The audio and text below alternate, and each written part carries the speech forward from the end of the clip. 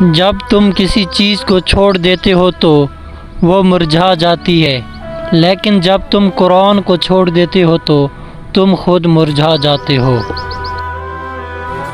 اخلاق ایک دکان ہے، زبان اس کا تالا ہے، تالا کھلتا ہے تو پتہ چلتا ہے کہ دکان سونے کی ہے یا کوئلے کی۔ اللہ فرماتا ہے سب کو چھوڑ کر اندھا اعتبار کر لو مجھ پر، یقین کرو میں اپنے وعدوں کا بڑا سچا ہوں۔ اللہ ضائع نہیں کرے گا تمہاری دعا اور تمہارا صبر، ذرا انتظار کرو۔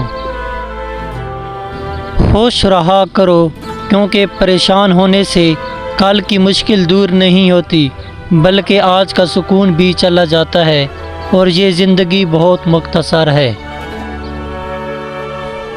اگر اپنے سر پر عزت کا تاج چاہتے ہو تو اپنے غرور کو پاؤں کے نیچے رکھا کرو۔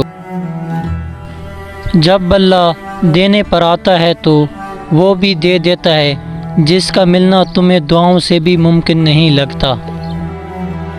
قرآن پاک، اور جب دل بھاری ہو جائے تو قرآن پاک پڑھ لیا کرو، کیونکہ اس کلام میں جسمانی بیماریوں کے ساتھ ساتھ درد دل کی دوا بھی موجود ہے۔ حضرت علی رضی اللہ تعالیٰ عنہ نے فرمایا، وہ جگہ چھوڑ دو جہاں تمہارے احساس اور تمہارے الفاظ کی قدر نہ ہو، پھر چاہے وہ کسی کا گھر ہو یا کسی کا دل۔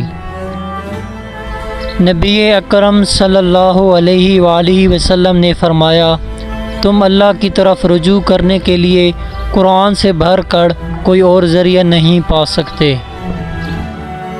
آج کا انسان صرف دولت کو خوش نصیبی سمجھتا ہے، اور یہی اس کی بد نصیبی کا ثبوت ہے۔ خوش نصیبی وجود کا ظاہر نہیں، وجود کا باطن ہے۔ یا اللہ، ہم تیری اچانک گرفت اور تیری ہر قسم کی ناراضگی سے پناہ چاہتے ہیں اور تیری رحمت کے طلبگار ہیں۔